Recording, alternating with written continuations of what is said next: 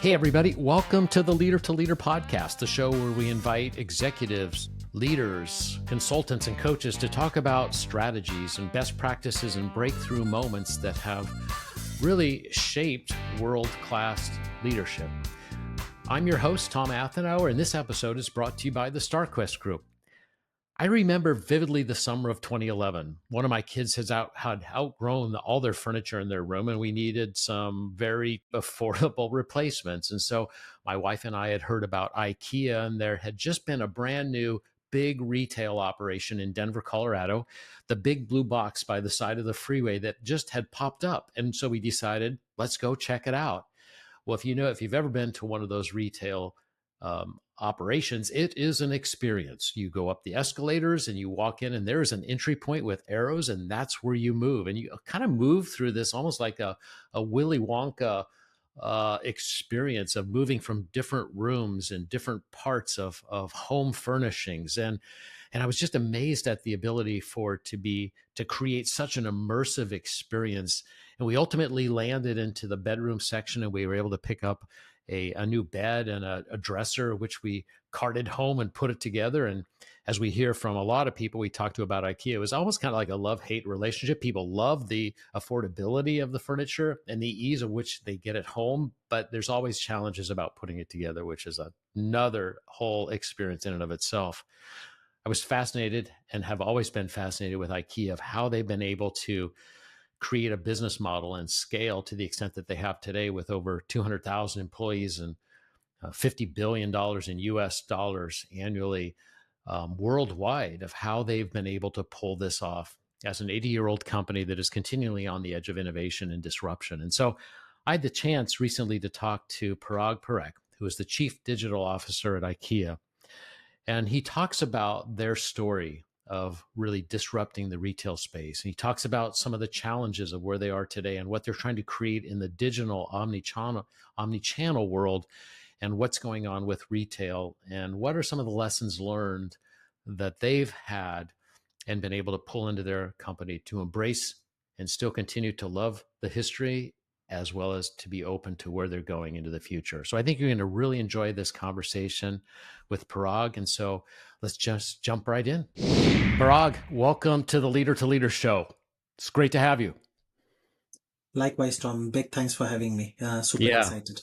Absolutely. Before we actually jump into, as I mentioned in my introduction, I've been fascinated with IKEA and all of the innovation that you've brought to the retail industry. But before we get into the strategies and where you see the organization today and where you're going, share a little bit with our listeners about you, a little bit of your background and currently what you're doing at IKEA. No, a pleasure. So as you mentioned, currently I'm in the role as the Chief Digital Officer at Inca Group, which is, as you said, one of the largest IKEA franchisees. We operate in 30 countries, a little bit around 200,000 employees. And in my role, it's about really helping IKEA create some of the best life at home experiences, really unlocking the power of data, digital, and technology at scale. I personally am very passionate about how do you put digital to the service of helping IKEA to be more accessible, more sustainable, and really more affordable for the many customers and co-workers. We have been on the midst of this journey of transforming from being a physical brick-and-mortar retailer for the last 80 years to really transforming into Omni. And we have come a long way just in the past 6 to 8 years. Exciting journey, loads of transformation. So super excited about what's happening there.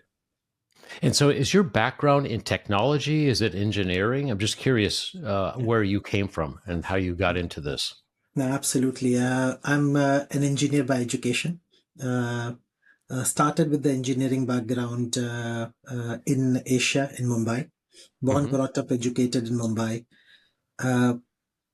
That's where I got introduced to the world of tech and automation being applied to process control and instrumentation, big chemical plants. I got hooked on, decided also to expand a little bit from pure engineering to management.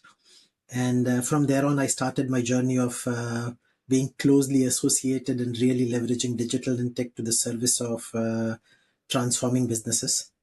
Largely, I would say three big journeys, if I may say so. Spent the first straight out of my management class with GE Hmm. in their leadership program. And this were the days with Jack Welch just transitioning out, handing over to Jeff Immelt, and probably one of the best startup programs I've had the opportunity to be at. Uh, Really worked in different geographies, different parts of the GE businesses for almost 8 or 9 years. Uh, to which then I moved into the world of retailing with Adidas, and also a switch of continents, moving to Europe. Uh, had fun 14 to 15 years, different parts of the business, right from tech to supply chain to sales. Also working around the globe in the many countries that Adidas was operating. And was fun seeing Adidas grow through that journey of being a wholesaler to a brick and mortar retailer to an omni e-com retailer. Till about 4 years ago, IKEA came calling. Seemed like a fantastic transformation initiative, helping IKEA on the journey of the transformation they are onto. And it's been for a little bit more than 4 years now, and every day has been fun. It's a very purpose-driven, culture-driven, people-driven organization with really a lot of care for the people, but also for the planet, and putting always the purpose and affordability, accessibility, and sustainability at the heart of everything we do. So it's Yeah. been a fun ride. Every time has been a learning. Worked many different cultures, which has been exciting, and every day is a learning. Yeah.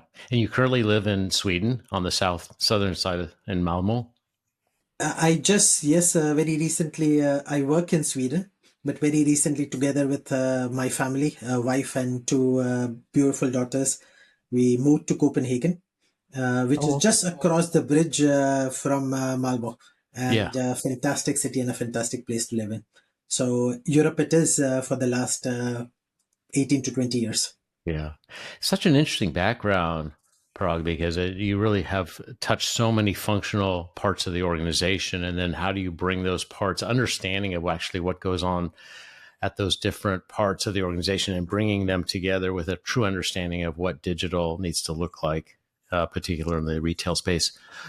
Talk a little bit about the story of IKEA because it has your organization has an interesting past. So Yeah. speak to that. I think it's been also something I'm discovering every day. So as I mentioned, I'm a little bit more than 4+ years at IKEA.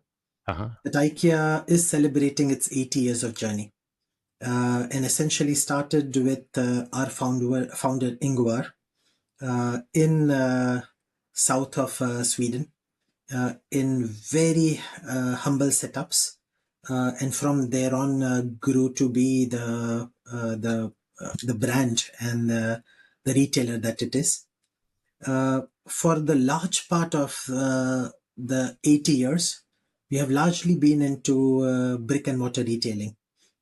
And I also believe when I look at the history, it's been one of those retailers which has decided to approach retailing with its own unique approach of how best to do it.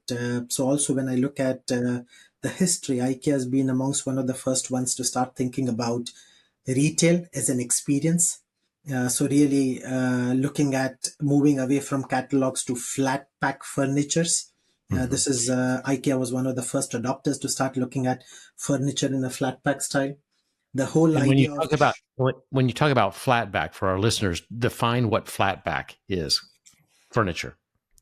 so back in those days, this is early years of IKEA when you used to have furnitures. It used to be the way as full furnitures, and it was always a big hustle. How do you say? Bringing those furnitures from the Right. retailing shops to Yes. home, either in your cars or vans, etc. So that's when at some point our founder and some of the employees back then realized that this starts creating a big issue, A, for the customers in their journey of bringing this home, and more importantly, also in terms of the storage and how best to stack this up in the retail. And at some point, the story goes, they decided to say to ship it from one place to another. they decided to take the legs off of a table, uh, put it in the car, flattened out, and they brought it to the other place and assembled it. And that's where the whole idea of really going from bulky furnitures, which are Yeah. big sized, into flat packings, which allow Yeah. ease to transport, carry, and bring it from A to B, was where the whole idea generated. So that's So that's where the that flat pack concept came from. Oh, that's so exactly. fascinating. Yeah. Yeah. And to think of it, this has now become the standard in almost all of the furniture industry. But Yeah. IKEA was one of the first ones to start adapting flat pack into the retail. The whole idea of what we today know as retail as experience. Yeah. IKEA started with this showrooming concept back in 60s and 70s. Uh, Back in 70s, IKEA started with the whole idea of having a restaurant, having a kids section. And this is something that in the retailing world, at least when I was at Adidas, we looked up to IKEA as one of those retailers which has done this a few years ago. So it's been constantly, how do you say, experimenting, innovating, and that has allowed it to grow and scale in the physical presence. But that said, at some point you also say, your strength also becomes your blind side. Sure. And that's exactly what happened where in 2008, 2009, when we saw the emergence of customers switching to smartphones, IKEA missed that trend. And IKEA missed the fact that customer journey slowly starting to switch from physical to omni. And hence, as we stepped into the years 2010 to 2015, 2016, we started realizing that we were losing market share. We were losing ground to competition, which was competing in channels outside of the physical. And that's when IKEA realized that it had to adapt, and it had to uh, adapt its format from being a pure play physical retailer to also being an omni retailer. This is Yes. when our CEO Jesper came in, kicked off the whole journey of transformation. And I always say IKEA has been late to the journey of omnichannel transformation. And we are probably 6 years to 8 years old, or 6 years to 8 years young in this digital transformation. And we have come a long way. So, for our listeners, describe omni-channel transformation. Just talk about omni-channel because it's been a critical part of the whole retail shift driven by consumer buying habits. Yeah. I think so. Traditionally, the way organizations used to approach, they used to look at how and where they meet and service the customers. Mm-hmm. Historically, it started with most of the customers meeting in one channel, which was ideally the physical channel. So either you had your own shops, or you had shops, non-branded shops through wholesales, and as a brand you showed up either in your own shops or as through your wholesale partner into one of the shops. That was largely how a lot of the brands started out on. At some point came in the emergence of the online channel, and that's where brands also started showing up on the online channel. And initially, the whole journey started as what we call multi-channels. You operated a physical channel, brick and mortar, and you Yes. operated a online channel. Digital. But Mm-hmm. slowly, what customers started doing is really zigzagging between the channels. So it was no longer that I operated one channel vis-a-vis the others, but literally the journey started zigzagging. And that's when brands realized that they need to show up and meet the customers and have allow for seamless transitions between this. So really taking out the silos of the individual channels and allowing the customers to move across in a very omni fashion, where maybe the exploration, the research starts online, the initial engagement with the brand happens online, but then you bring the customers, or the customer might want to come in the store. They experience the store in the physical setup. They might buy it in the store, or might decide and go it. And then you add further channels as social media exploded. You start seeing Facebooks, Instagrams adding more touch points where the customers, and hence in this day and age, it's necessary for brands to meaningfully show up, decide where they want to show up in terms of meeting the customers, but also then make sure that the customers have the possibility of having a seamless journey at the many touch points that they might be showing up. Yeah. Okay. Okay. Great. That's so fascinating. So we think about it today as just a way that we buy, where we order the digital on the mobile, and then we go pick it up at the convenient time at the store that we want it. That's really what you're talking about. One aspect of an omni-channel sort of Yes. marketing strategy. Yeah. Yes. Fascinating. And Fascinating. then we then talk about different scenarios where you start online, you, how do you say, you pick up at the store, In click and store. collect models. You Yep. start online, but you ask the store to deliver at home, so ship from stores. But and you start online and maybe you finish your transactions in the store. So very different models that have grown, with also marketplaces starting to play a very critical role depending on which part of the world you are at. Yeah. It's just fascinating. So, talk a little bit about where retail is today, because I know it's continuing to evolve and change. And now we have more technology coming in through AI and sort of the explosion, continued explosion of mobile and capabilities on that front. Where is retail going from your vantage point? And what are you doing as an organization to sort of anticipate where things are going, kind of building for the future?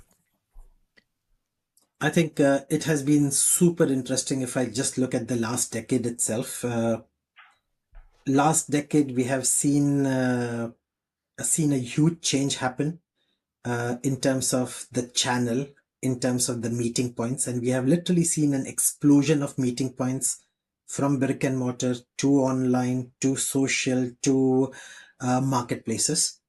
And I feel as we are here and now, that continues to also transform. And we are at this critical juncture where, with what we hear in AI, you will also see a drastic transformation on how those meeting points are evolving. With the likes of Chat GPT, with the likes of Google reinventing what commerce might look like in that experience journey. And if I just take a look at that journey, that will fundamentally mean the way customers are used to buying and shopping will also drastically change with AI at the service of commerce in the coming years. But then in the last few years, also with COVID, with supply chain disruptions, with geopolitics, and with regionalization, retail has also seen a fundamental shift happening uh, in uh, in the aspect of the supply chain, where you produce goods to where you sell goods, and that's been evolving at a drastic pace in many parts of the world, and hence retailers like us have had to fundamentally rethink what that business model would look like, and how do we adapt. And then, of course, as you see the customer experience side, and as you see the supply chain evolving, it has Yeah. also meant that companies have to fundamentally look at how do they resize the back office of their business. What does it mean in terms of the role of the co-workers? What does it mean in terms of the roles of the service offices, and how do they show up? So if I give you a very concrete example from an IKEA perspective, this is also the evolution we see. IKEA is about affordable furniture. And the way, and for IKEA to provide amazing furniture at affordable prices, it's necessary that we have probably the best optimized supply chain. Yes. I'll give you, at IKEA, we always say, we as IKEA do our part, and you as a customer, you do your part. And when that happens, we can make uh, we can bring the best products at amazing prices for you. Let me explain this to you. Huh? Okay. So, if historically it was, we said, here is an IKEA store. We said, here is a product. I want to sell this product at, let's say, 99 cents. To sell it at 99 cents, we needed to have enough volume onto our with our suppliers, and a handshake on those volumes. We agreed on the volumes, and then we made sure that we optimize our supply chain to get the product in the store at the at that price and still make a small enough margin. Okay, so for our listeners out there that are listening, Parag is holding up a coffee cup right now. So imagine that is what he's talking about.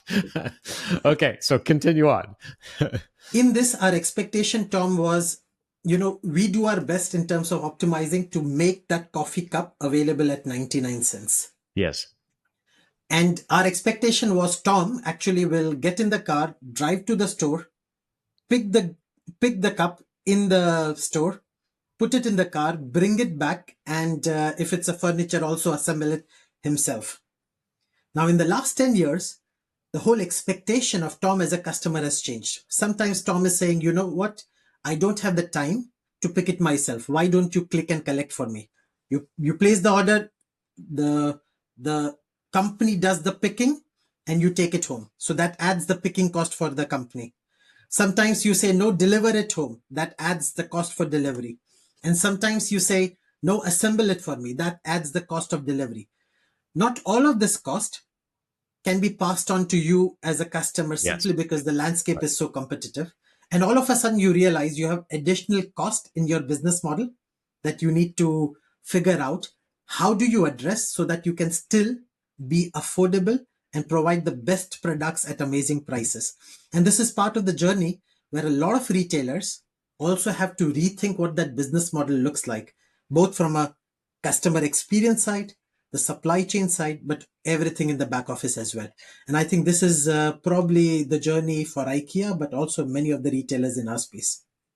So in many ways, are you finding that so much of the business model was based upon this cooperative effort with the customer, bringing affordable products to them, but them also being involved in the assembly and putting it all together?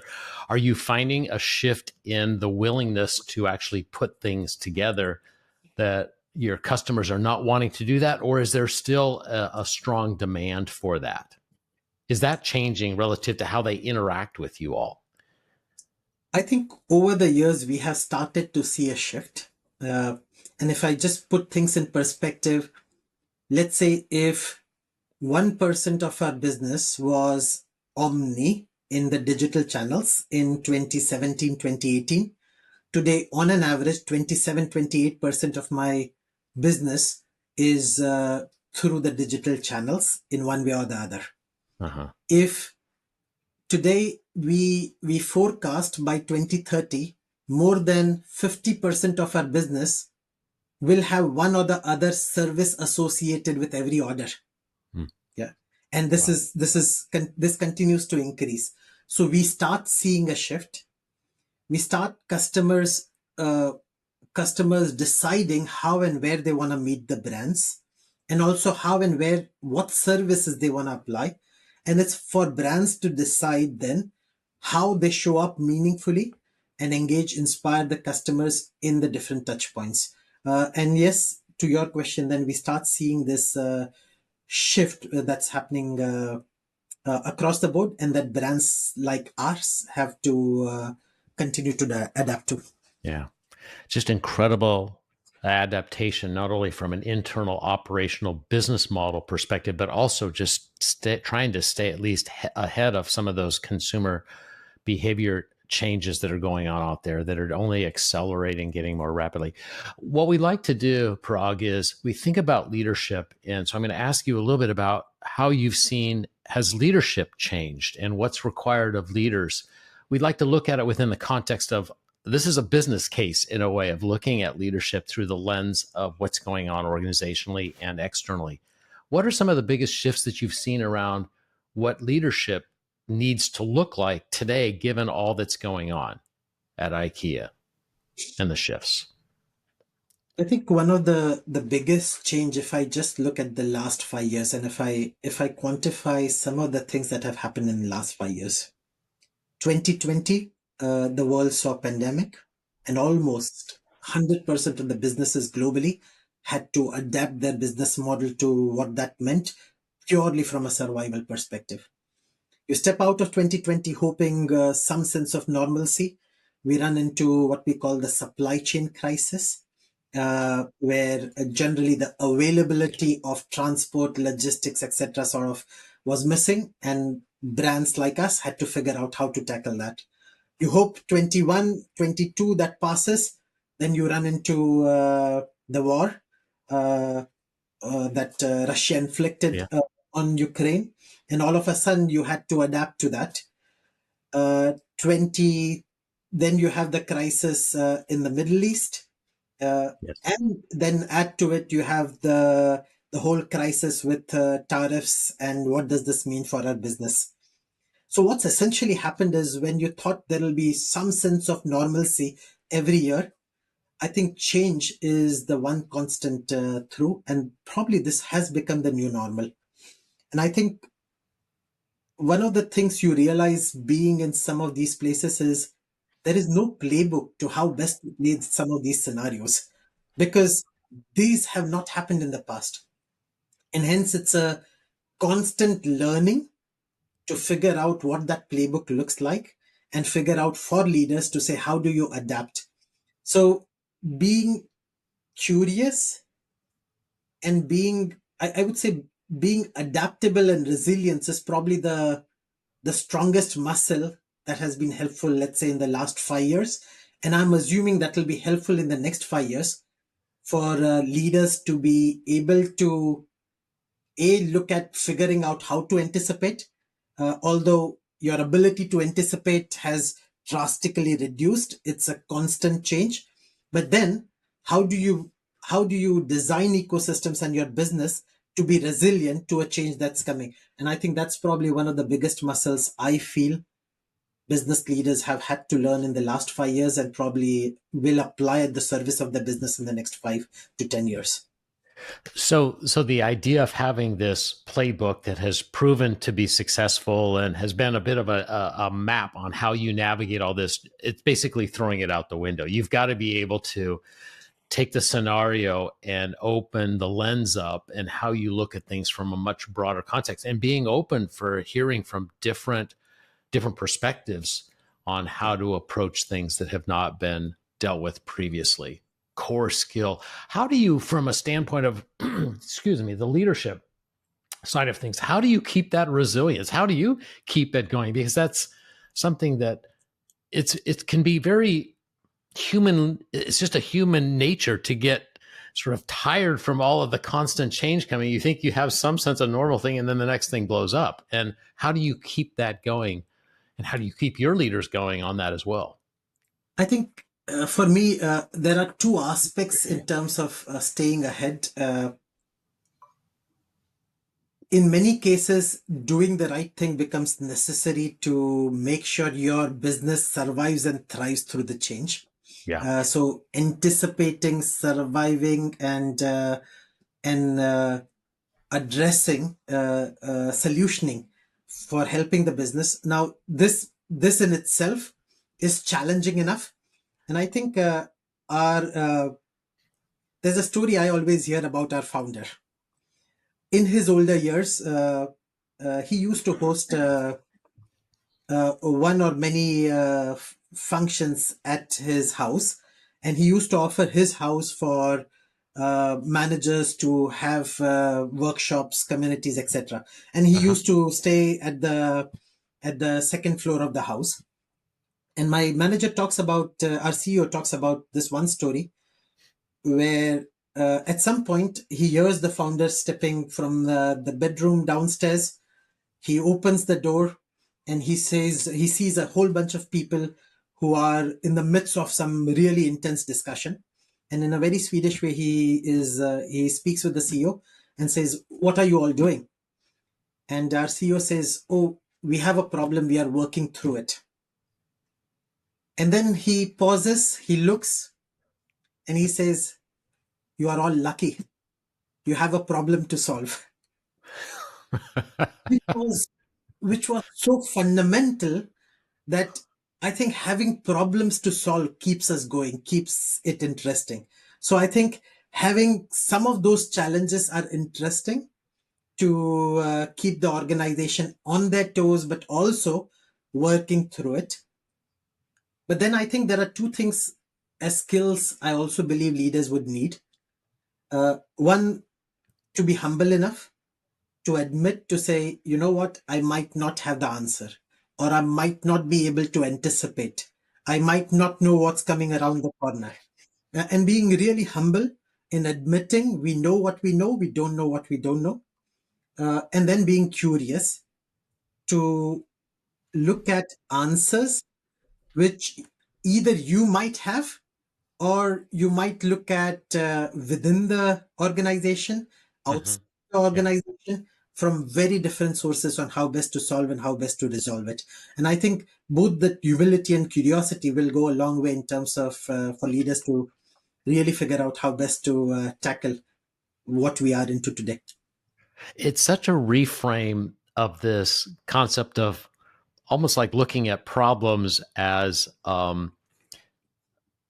something that is moving you forward. It's like, at least we have problems to solve. There's disruption happening. At least we're still relevant, Yes. and we have the resources and capabilities to figure it out. But being open to not have to know the answer, which is so different and continues to be a theme that we're picking up across all industries relative to that ability as leaders to step back from it and hold it and being open. But man, that requires a lot of courage on that. We can talk about humility and the importance of humbleness and curiosity, but that's hard. That's hard for leaders that have been doing it a certain way, for all to be able to release control of having to know how to solve problems when in reality they may not be the best approach. And when I look at the history of IKEA, but also something that our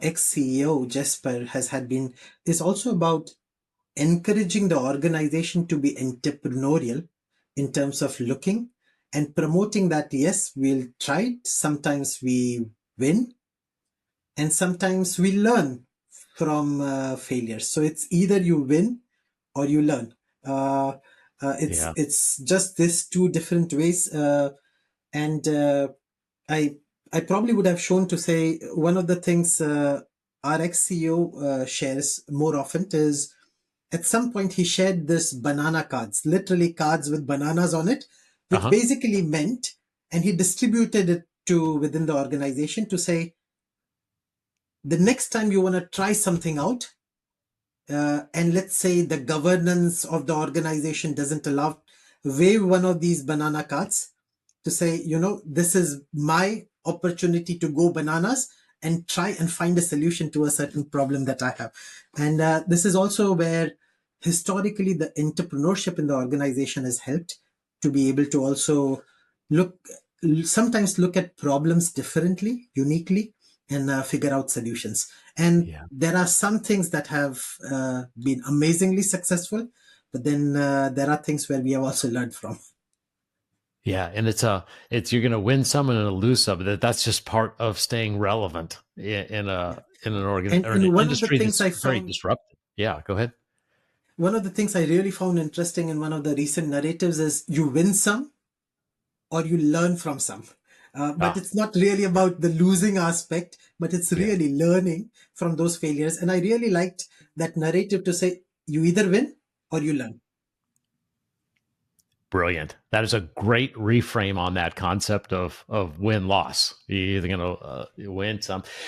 So very much of a entrepreneurial culture is still alive and well, and cultivating that at how many euros are you on an annual, what your fiscal year in is August? What did you finish the year, about 42 billion euros? Is that, I mean, you're a big organization, Yes. 200,000 employees, and been able to keep that entrepreneurial spirit going as being a large organization.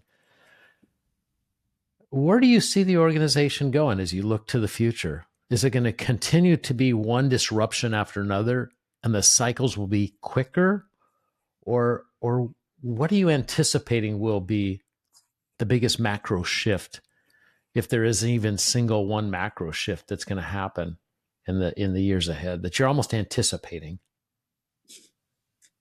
I think one of the biggest changes and challenges we face as an organization is what we call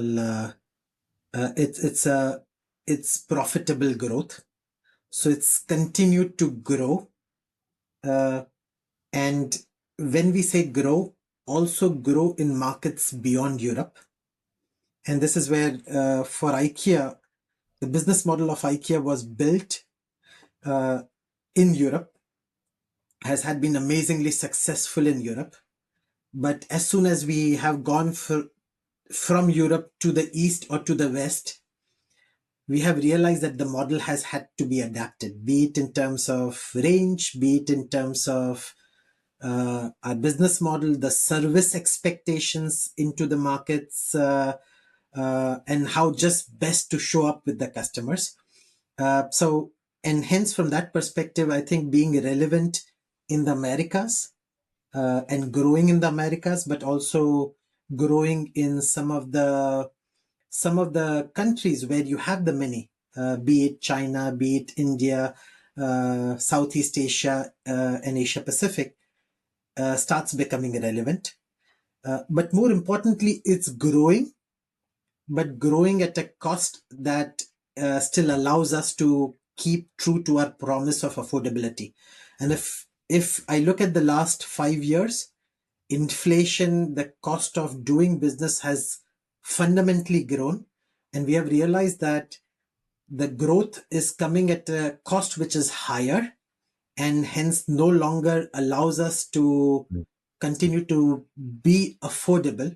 So how do you bring growth but addressing the cost aspect of it, I think is going to be one of the biggest challenges, which means in some cases, some of the ways of doing things, we will fundamentally have to question them, go back to the drawing books and reconfigure some of those end-to-end ecosystems. The good part about IKEA is I also believe IKEA is one of those companies where you have the full ecosystem at the service.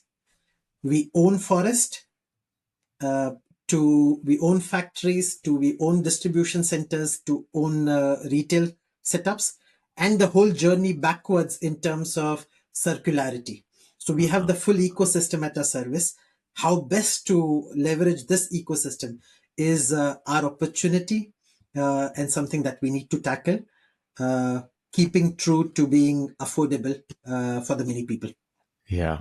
We have clients that are experiencing similar situations of the cost of scaling is really changing business models and how they look at business and how do they go to market and whatnot. And I think that's a challenge if you're looking at scaling and growing, which we believe that that's part of organizational life. Otherwise, you're falling behind. And so it's a tension that you're trying to deal with without losing your core and what Yes. really has proven to be successful.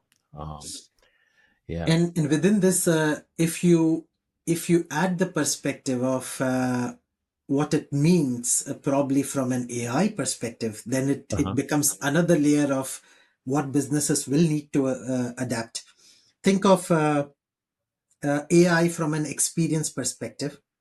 All of a sudden, you start seeing Chat GPT competing with Google for search, Chat GPT going into collaborations with retailers like ours or Walmart to understand what commerce could mean.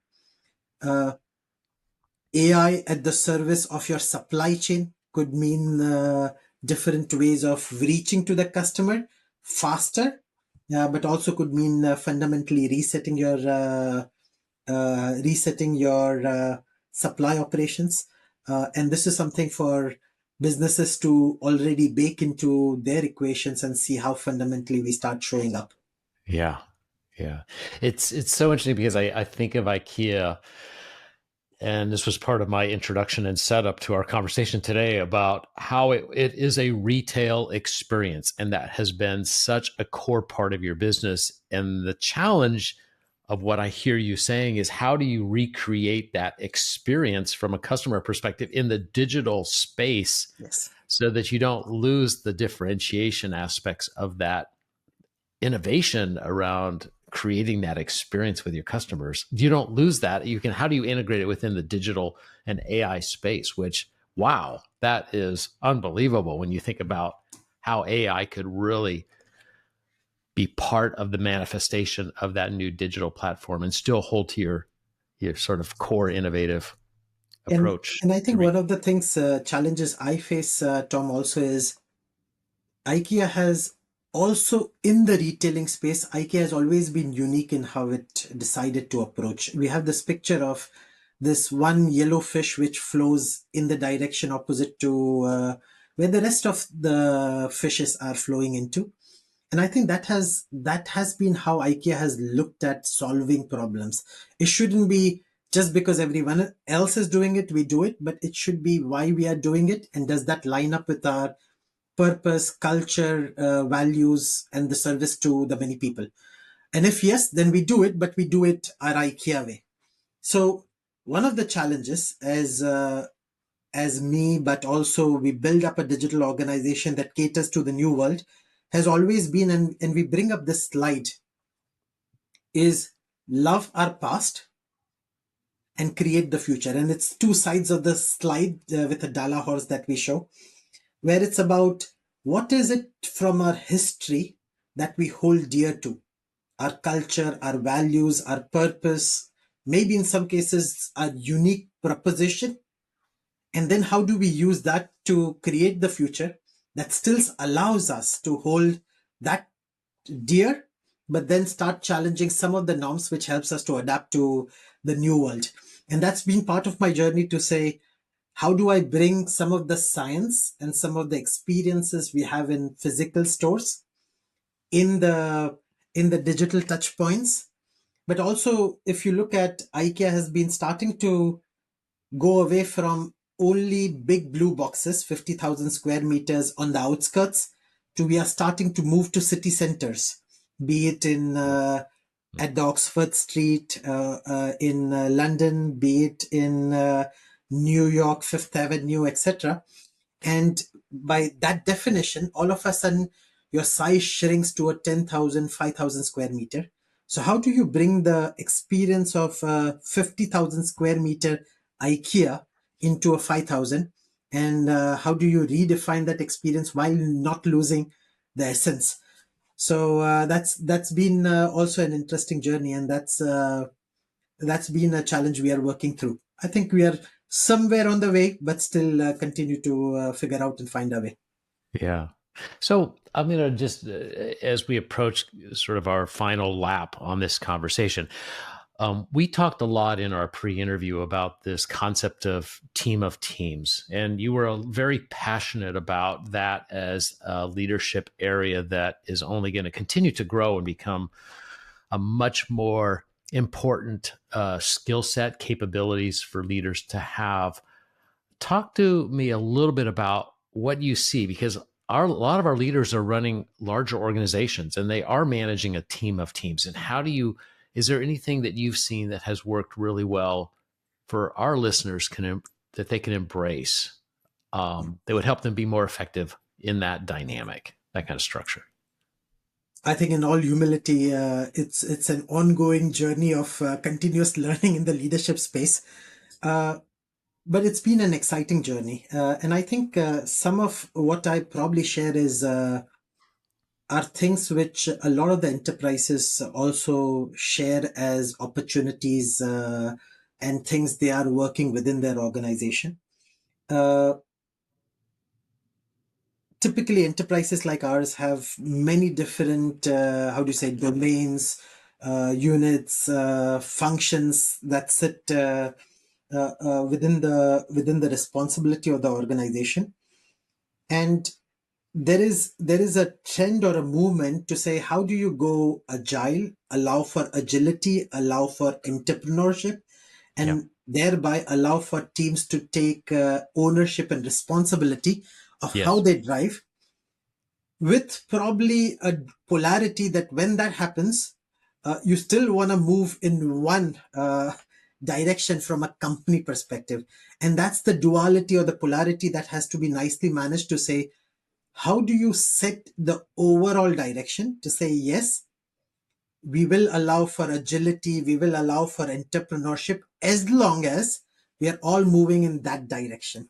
And that's probably necessary to then make sure that you don't have chaos, but you have coordinated movement towards the one vision, the one objective that the company sets, either in that tertial, either in that quarter or either in that year, and make sure everyone marches towards that.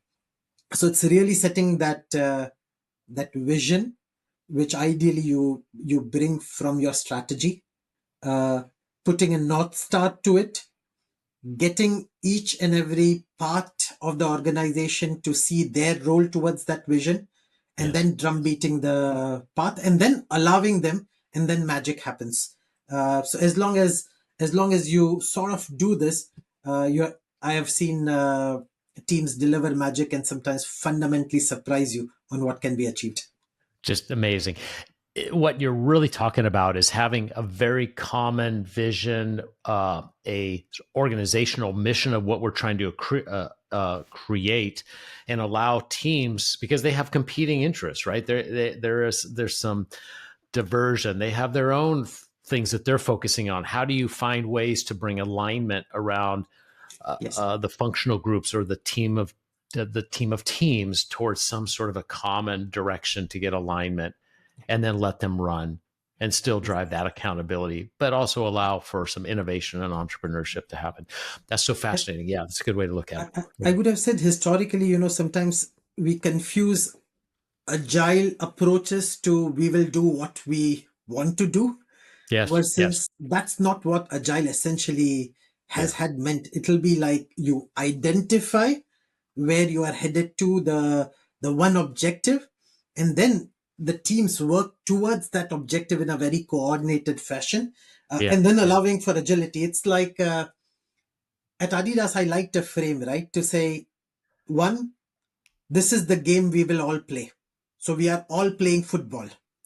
Not that one is playing cricket, one is playing football, one is playing hockey, but yeah, we are all playing football. And then if you look at football, there are two or three things.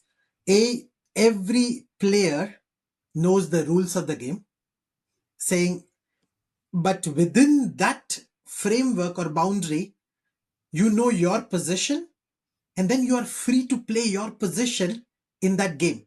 As you are a front, a forward, you are a midfielder, you are a defender, you are a goalie. Within that, you can exercise as much freedom on how you save the goals, how you forward it. But every team knows their position, trust the other teams to do it, and then it's a coordinated attempt to strike a goal uh,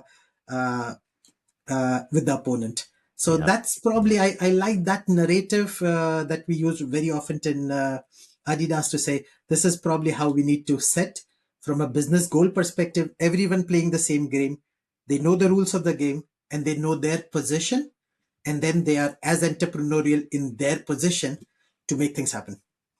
That is a great metaphor to use. And it also lends itself to when you talked about allowing that magic to get created, when you see teams that are playing with that level of the Indeed. zone and the sort of the integration and the synchronization, things happen, which can be hugely profound, particularly as it relates to winning.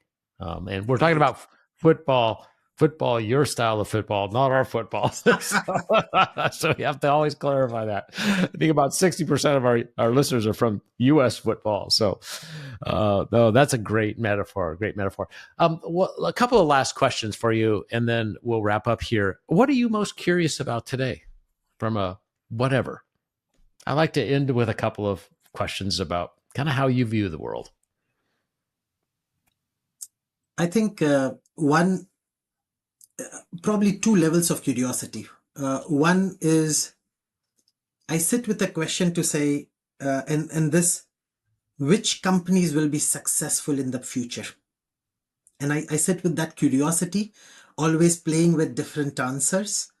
What does a company need to be successful and to continue to be successful in the years to come? And then a lot of curiosity in terms of how the society and the community around us will evolve with all of the changes that are happening around us. What does this mean for the society and community? And in my mind, I keep playing the different scenarios and what this could mean and how this could play out. But I think it's probably an answer a lot of us, right from corporates to the government to citizens together will have to find in the coming 5, 10, 15 years. Yeah. What's the best piece of advice you've ever received? Believe in self, believe in the potential of self, and then ke sara sara, to say do your best and let the results pan out, but the results will be the results, but as long as you have put your best effort, continue believing in yourself. What a wonderful way to end this conversation. This has been fantastic, Parag. How do people get a hold of you if you have questions? Do you like LinkedIn, or what's a good way to connect? LinkedIn is the best. I go by the name Parag Parekh, and look me up, connect online. I also do a featured post on some of the things we are moving in the tech space at IKEA. So if you want to stay connected to what's happening in the IKEA world, you will see a podcast around, or rather a feature around Decoded that we use both to communicate to our organization internally, but also externally. Awesome. Great. So follow IKEA, and they could potentially see different posts and thoughts and blog posts. Yes. Awesome. Parag, this has been great. Thank you so much for your time. It's been a pleasure. Pleasure as well on my side. All right. Best of luck to you in the years ahead. Thanks so much, Tom. All right. That is a wrap for this episode. Hey, a big thank you goes out to Parag for sharing his insights, his knowledge, what he's learned along his journey, and some of the things that they're doing at IKEA that hopefully you all can pull some ideas from our conversation that might help you be more effective within your teams and your organizations in which you're leading. So a big thank you to Parag. For a summary of the key, some of the takeaways, check out the show notes because we've listed those. And we've also included how to get a hold of Parag if you are interested in reaching out. If you've enjoyed today's episode, we ask that you follow us on your favorite podcast platform. And if you're up for it, leave us a rating because it actually does help others find this particular show on these podcast platforms. This is our last episode for 2025, and I want to give a big thank you to all of my guests that carved out the time to share what they've learned on their leadership journeys and what do they see as being most relevant today for all of us that we can learn from and where things are going. And so I'm eternally grateful to all those who have really contributed a couple of hours of time to spend with all of us and sharing some of those insights. I also want to do a shout out to our production team, Corey Voss with Voss Media, Kevin Monahan in Nashville, who does the audio and uploads to all these podcasts, and then Tom Goskowski in Fort Worth, Texas, our designer graphics guy, who makes sure that all this stuff kind of comes together and looks good. And so a big thank you to the three of them. We couldn't have done this without you. We will be back in January, and we're going to be featuring a series on how we as leaders can improve our individual effectiveness, how we can take better care of ourselves, because we do believe that it starts with self-leadership. And so that's what we're going to be focusing on. So stay tuned. Until next time, my challenge to all of you is to be more conscious of how you're showing up with yourself, your teams, and your organizations. And thanks for listening, and we'll see you next year. Take care now.